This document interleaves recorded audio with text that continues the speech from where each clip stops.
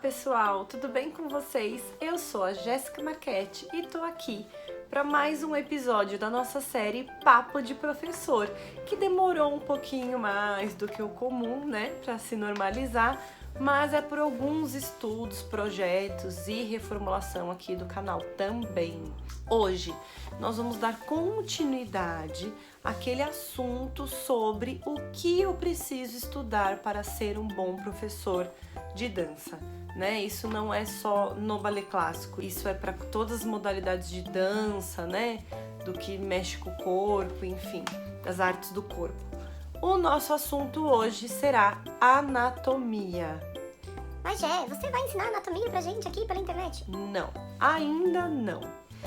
Mas eu vou falar um pouquinho hoje sobre o conceito, né? O porquê que esses estudos são importantes, quais foram as mudanças no mercado, por que o balé não foi construído em cima dos conhecimentos anatômicos, né? Quais são as adaptações e o que a gente precisa saber. Porque a gente sabe que muitos professores não têm formação acadêmica e tudo bem, isso não é uma exigência, né, do mercado. Você tem que ser formado em educação física, fisioterapia, medicina, em alguma coisa para dar aula de dança. A gente sabe que não é assim e a gente sabe das realidades que existem pelo nosso Brasilzão afora, né?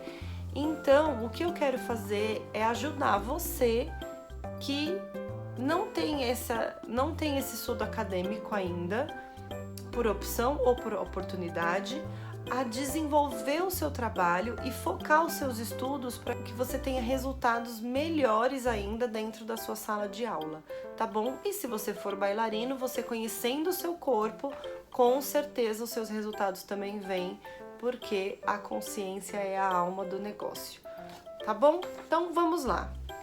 Anatomia. O que é anatomia? Anatomia é o estudo do corpo, da estrutura do nosso corpo. Então, na anatomia, nós aprendemos sobre ossos, músculos, órgãos, tecidos, tendões, ligamentos, tudo que compõe o nosso corpo humano, ele entra no estudo da anatomia. Temos outras disciplinas, outras matérias de estudo que nós vamos estudar mecânica do movimento, que nós vamos estudar como isso se interliga, né? Enfim, tem várias coisas para estudar. Mas voltando aqui à anatomia, o que acontece? O balé, quando ele foi criado, ele não foi pensado em cima do corpo, ele foi pensado na exibição. Então, vocês sabem o porquê do andeor? O andeor, ele foi criado para que a plateia pudesse ver os movimentos de frente. E aí depois, porque os movimentos ficavam mais ágeis, as passagens eram mais ágeis entre um movimento e outro, estando com os pés em andeor, os pés para fora, né? Então, isso tudo é muito recente. E aí, com a evolução da dança, com tudo que vem acontecendo, o mercado cresceu muito, né? A dança virou realmente um produto de mercado. Então são muitas as escolas, são muitos os estúdios, são muitos os festivais e a concorrência ficou gigante. E aí acabou-se que para inovar, os bailarinos estão cada vez mais sendo levados ao limite dos seus corpos, em busca de resultado, em busca de performance, em busca de troféu, em busca de tantas coisas. E aí acaba que, como o mercado cresceu muito, aumentou-se muito a concorrência. Então, os bailarinos são levados literalmente até o limite dos seus corpos em busca de performance e resultado. E isso gera lesões, porque muitos dos profissionais que trabalham hoje em dia com a dança não têm esse conhecimento da anatomia. Todos, claro que não. Muitos têm muito conhecimento, a nossa dança no Brasil é muito rica e muitos profissionais trabalham sim com consciência, responsabilidade e segurança do seu aluno. Mas não são todos, infelizmente. Então, com esse papo, eu quero colocar todo mundo para pensar um pouquinho aí sobre isso, tá bom? A técnica clássica, ela foi idealizada e disseminada por muitos e muitos anos sem o estudo anatômico, sem que as pessoas conhecessem anatomia, né? Então, a gente fala sobre a dança ser passada, né, como arte. A arte vem da tradição e aí passa-se de gerações em gerações o conhecimento adquirido. Isso é lindo, mas na prática nós estamos vendo hoje que precisamos sim do estudo e que ele pode agregar muito valor à nossa dança. E um outro fator muito importante, né, uma outra questão que faz com que os profissionais que trabalhem com dança precisem cada vez mais entender sobre corpos é a pluralidade desses corpos que chegam pra gente hoje. Porque a gente já falou, eu já falei aqui em outros episódios sobre o quanto a dança era seletiva, né? Antigamente só dançavam corpos específicos, pessoas que nasceram com pré-requisitos. Hoje em dia é assim? Não. Hoje em dia, graças a Deus, todo mundo que quiser dançar, dança, né? E isso muito devido ao fato da gente ter vários estúdios e várias escolas e várias oportunidades para todo mundo. E que isso cresça cada vez mais, não é mesmo?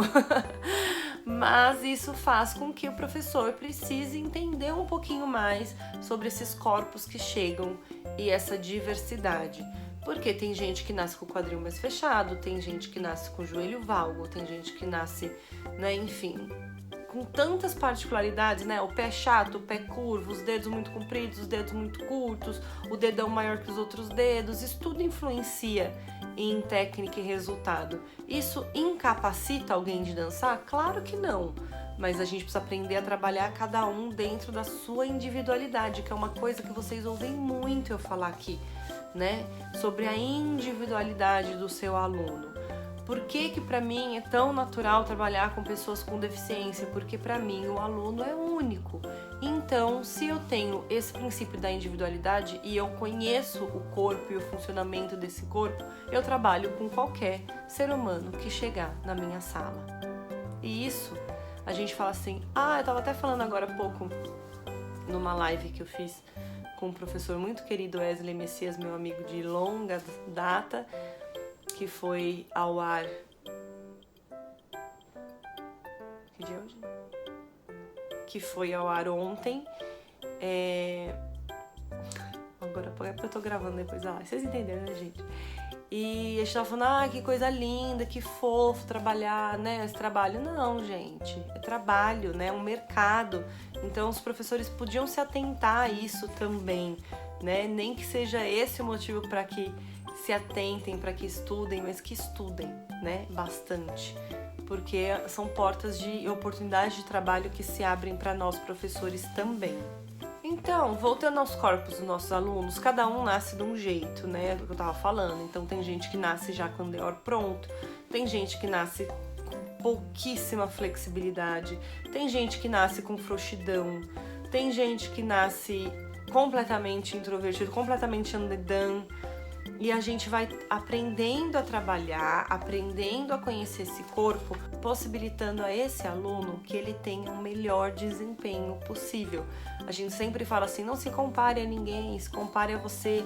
E isso é muito bacana. Quando a gente tem estudo, a gente consegue ver a evolução de cada um. E quando a gente passa essa consciência para o aluno, ele consegue enxergar as potencialidades e as dificuldades dele sem se comparar ao colega. E ele consegue desenvolver o melhor dele também. E a gente fala, poxa, mas nem todo mundo tem oportunidade de estudar numa faculdade, né? Ok, gente, a gente sabe da realidade do nosso país, infelizmente. Mas eu acho que a internet tá aí para isso e que essa sementinha seja plantada, porque por mais que a gente tenha tradição, tenha, né, a arte como norte aí da nossa carreira, a gente sabe que não dá para se enganar. Sem estudo não tem resultado. Então, quer um melhor desempenho, quer fazer a sua escola crescer, quer ser um bailarino melhor, estuda. Você não precisa ser expert em tudo, mas a gente tem que saber quais são as peças do nosso quebra-cabeça. O que faz da gente bailarino ou professor de dança? Então, uma dica que eu queria dar para vocês é acessar algum material de ilustrado, né, para ficar mais fácil, para que vocês entendam um pouquinho mais. Eu tenho aqui esse livro, Anatomia na Dança. As informações do livro estão na descrição. Eu gosto muito, aqui na capa dele tem uma bailarina em attitude derrière. Ela tá em pontas e com o braço em épaulement. E aí o corpo dela tá com todos os músculos, como se fosse um colã, né? Os músculos dela estão expostos aqui. E eu gosto muito desse livro porque tem várias ilustrações e uma explicação prática na dança. Então, o que eu acredito que o professor precise ter pelo menos uma boa noção? Do nosso esqueleto, né? O nosso esqueleto ele tem 206 ossos. Você precisa saber o nome, né, de todos? Não. Mas você precisa saber o que encaixa com o que para determinadas coisas, né? A gente precisa entender um pouquinho de postura, de coluna, de quadril, tornozelo, pé, ombros, né? A gente tem algumas regiões que são mais comuns à lesão.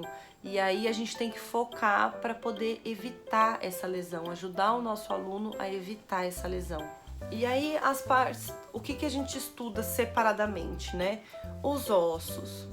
Aí o que liga um osso no outro? São os ligamentos e os músculos. Os músculos ainda protegem mais e geram ação. E o ligamento, ele tem essa finalidade mesmo de ligar, né? De deixar ali, ele encaixa as coisas no lugar. Então, quando fala, rompeu o ligamento do joelho, é porque às vezes forçou tanto de uma maneira errada que o osso foi forçando esse ligamento, né? Foi arraspando lá, arranhando até que ele se rompeu. Ou com entorse se rompe, né? Ou, enfim, tem várias outras razões para se romper o ligamento, inclusive por acidente, enfim. Mas a gente pode evitar, pode fortalecer. Temos os tendões também que atuam. Os ligamentos geralmente são mais finos, mais sensíveis. Os tendões têm tendões bem grossos, bem parecidos com musculatura, né? Como é o caso do calcâneo, que a gente conhece como tendão de Aquiles, é um tendão forte. Então, a gente precisa entender quais são as peças dessa máquina corpo que a gente trabalha. Então, coisas que a gente precisa se atentar: os ossos, os ligamentos, a musculatura, o que eu uso para fazer o andeor? Quais que são os músculos que me ajudam na sustentação da perna? Porque a gente pensa, vai levantar lá a perna développée à la seconde. O que é que vai trabalhar? É o quadríceps, que todo mundo fica lá tensionando, né, a parte da frente da coxa? Não, tem muitos outros músculos, inclusive o abdômen, os músculos das costas, que ajudam, né, a formar o core ali pra gente ter força, base, sustentação. Tem os rotadores. Então são várias pecinhas de um quebra-cabeça que a gente precisa entender para poder trabalhar melhor e ter mais resultado com menos esforço. Que isso é o diferencial de quem sabe o que está fazendo.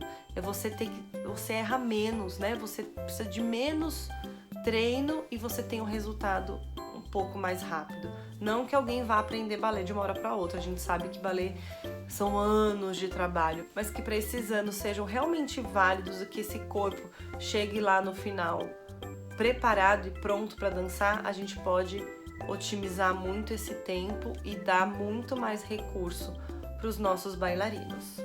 Então, professores, busquem esse conhecimento. Se alguém quiser falar um pouquinho, tirar alguma dúvida, conhecer um pouquinho mais sobre anatomia, se aprofundar, me manda uma mensagem, escreve aqui embaixo, deixa um contato aqui nos comentários, que eu entre em contato com vocês e a gente pode fazer um grupinho de estudos. Eu posso tentar passar para vocês um pouquinho do conhecimento que eu adquiri ao longo desses anos na prática e também através dos meus estudos, tá bom? Essa série vai trazer para vocês a importância e a minha ideia é plantar a sementinha, né? Mais para frente, de repente, poxa, muita gente se interessar e eu tiver esse retorno de vocês, eu vou ser a primeira a falar, vamos montar uma série de vídeos sobre anatomia. A gente pega um bailarino que esteja na ativa e eu posso dar umas aulas mostrando o corpo dele ou dela, essa musculatura em ação. Para quem é apaixonado pelas artes do corpo, é coisa linda de ver, né? Muita coisa a gente consegue ver quando a musculatura já tá bem trabalhada. Então, só depende de vocês. Querendo, é só falar que eu venho aqui compartilhar um pouquinho mais sobre anatomia com vocês, tá bom? Então, busquem materiais, pesquisem, gente. Hoje a gente tem o santo Google, né? O que você colocar lá, se você falar assim, ó, quais os músculos são responsáveis pelo andeoro da bailarina, vai aparecer lá o nome de todos eles, né? Quais são os ligamentos do tornozelo, onde ficam, aparece até animações. Então, hoje em dia a gente não estuda se não quiser. Mais uma vez, qualquer dúvida, sugestão, comentário, desabafo, lamentação, os comentários estão aqui e eu tô esperando essa interação de vocês. Combinado? Um grande beijo pra vocês. Até a nossa próxima com mais um episódio da nossa série Papo de Professor. Tchau, tchau!